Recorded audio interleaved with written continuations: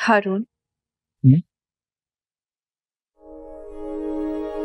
मैं तो अरसलान को बहुत ही सीधा साधा लड़का समझती थी, मगर वो तो काफी स्मार्ट है। हाँ, काफी इंटेलिजेंट है। देखा नहीं कैसे डिबेटर की तरह बात कर रहा था। लेकिन इन सब में ना मुझे एक बात समझ में नहीं आई। वो क्या? अरसलान की अम्मी के चेहरे पर तासुरात देखे थे।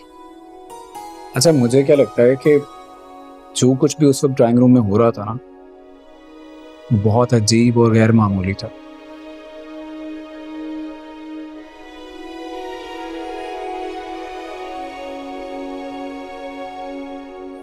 और ऐसे वाकयात लोगों की जिंदगी में बहुत कम होते हैं।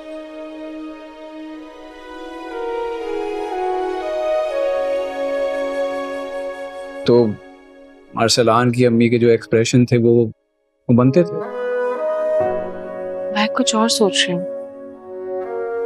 आई नो तुम क्या सोच रही हो। डोंट वरी, इमरान जाने से पहले मुझसे मिलके गया। अच्छा, चलिए तो बहुत अच्छी बात हो गई। शुक्र अल्हम्दुलिल्लाह, अल्लाह ने हमारी इज्जत रख ली। हारून, हया तो किसी को भी मुंह दिखाने के काबिल नहीं रही। ऐसा ही हो।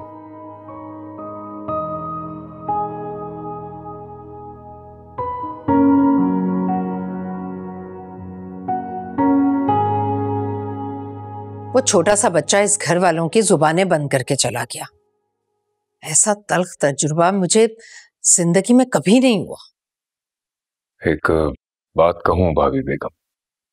जी कहिए आदम भाई। दरख्शां बेगम अगर इतनी जहां दीदा खातून है तो उन्हें मालूम नहीं था कि हया किस किस्म की लड़की है? मुझे भी तो अपने दूरंदेश होने का बड़ा गुमान था। जब मैं हया को नहीं जान सकी तो दरख्शां बेगम कैसे जान सकती? नहीं, उन्होंने हया की परवरिश की है, वह जरूर जानती थी। अब इन बातों का कोई फायदा नहीं। मैं इस तरह का शिकवा करके इस घर और दरख्शां बेगम की हवेली के दरमियान कोई खलीज पैदा नहीं करना चाहती। सारी साजिश हया ने की और अब अनजाने में ये साजिश मुझसे हो जाएगी। जी आपने बिल्कुल दुरुस्त कहा। आपने साबित कर दिया कि आपका फैसला दुरुस्त था। इरम ने हया को बेनकाब कर दिया, मगर मगर क्या भाभी बेगम? रोहान बहुत मोहब्बत करता है हया से। उसके बांझ होने तक की बात तो उसने मुझसे नहीं की, हालांकि ये कोई छोटी बात नहीं थी।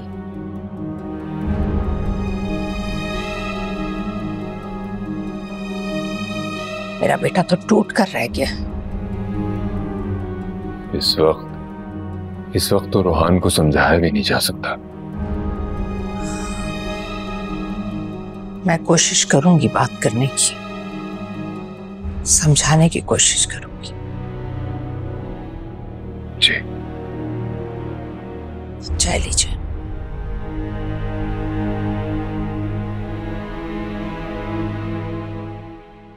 एक चीज समझनी है, हया को तुमसे, इरम और सोनिया से ऐसी क्या दुश्मनी है? क्यों किया उसने ये सब कुछ? ठीक कह रहे हैं आप। हया को इतनी इज्जत, मान, सम्मान सब कुछ दिया।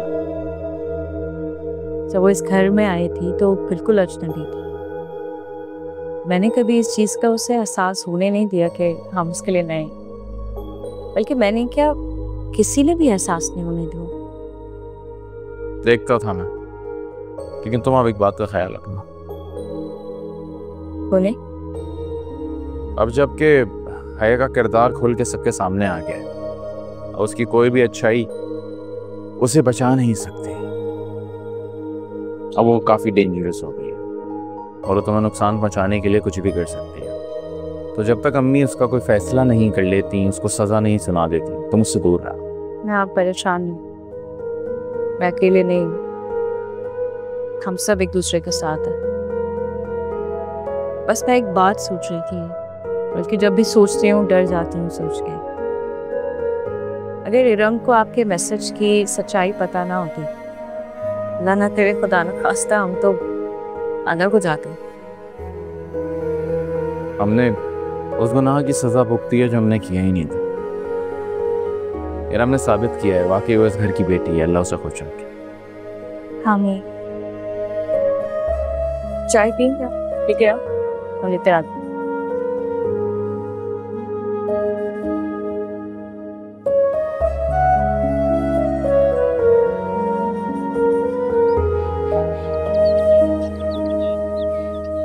आफाक बेटा, मुझे तुम्हारा तहम्मुल और बुर्दबारी अच्छी लगी, वरना बेटी का बाप तो तैश में आ सकता है, और तुमने हया से एक लफ्ज नहीं कहा।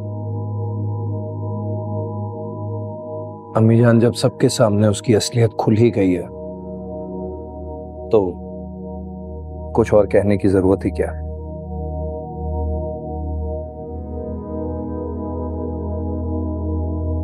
मैं मजीद उसे और क्या बेइज्जत करता।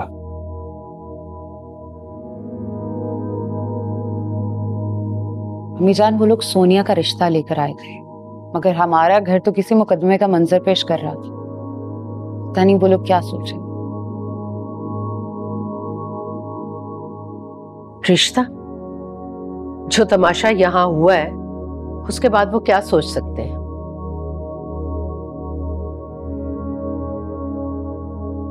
एक तरफ खानदान की बहू और दूसरी तरफ दो बेटियां, साजिशें ही साजिशें।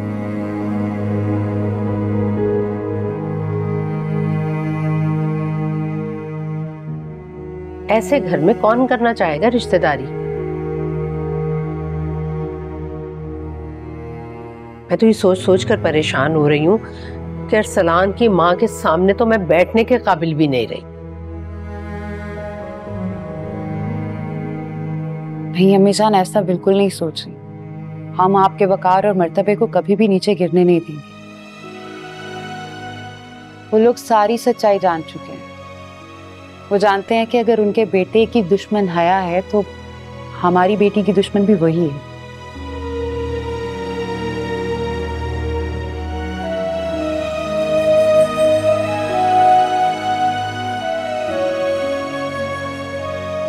कुछ भी हो अम्मी जान, आप साथ हैं, ठीक हैं, तो सब कुछ ठीक है इंशाल्लाह।